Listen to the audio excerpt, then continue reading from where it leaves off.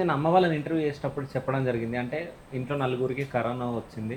So, ఎక్కువ శాతం రాముయే ఎక్కువ కష్టపడ్డాడు అని జెప్పేసి. అసలు ఏం జరిగిందంటే అసలు ఎవరికి ఫస్ట్ కరోనా వచ్చింది? తర్వాత ఎవరికి అయితే స్టార్ట్ అయింది? కరోనా ఫస్ట్ వచ్చింది మా వదినకి.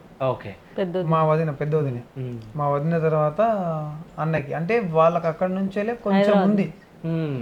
అది ఏమైంది, ఇంటికి వచ్చారు కదా, అటు ఇటు అయిపోయి నేను నాగర్ కర్నూల్, నేను డ్యూటీ అప్పుడు నాది ఏది రూలర్ ఉంటుంది కదా, దాంట్లో వర్క్ చేసేవాడిని నేను. ఓకే.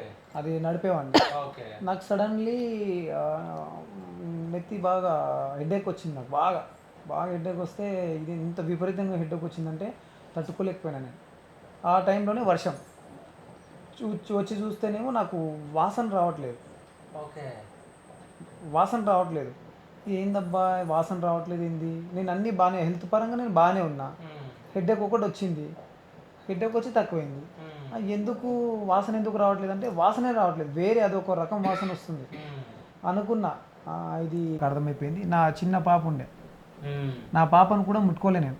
ఓకే. బయటికి వెళ్ళి వచ్చి బయటనే ఉండి మాస్క్ తీసుకొని శానిటైజర్ తీసుకొని అక్కడి నుంచి వెళ్ళి అన్నీ తీసుకొని వచ్చి, నాకు తెలుసు నాకు కరోనా ఉందని నాకు అర్థమైపోయింది. మా వాళ్ళకి తెలియదు అసలు.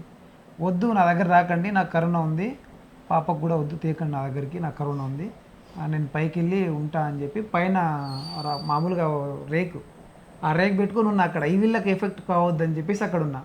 అది మా వదిన వాళ్ళు మా అన్న వాళ్ళకు ఉంది, వాళ్ళకి తెలియదు. అది నేను అబ్జర్వ్ చేసిన ఒకసారి.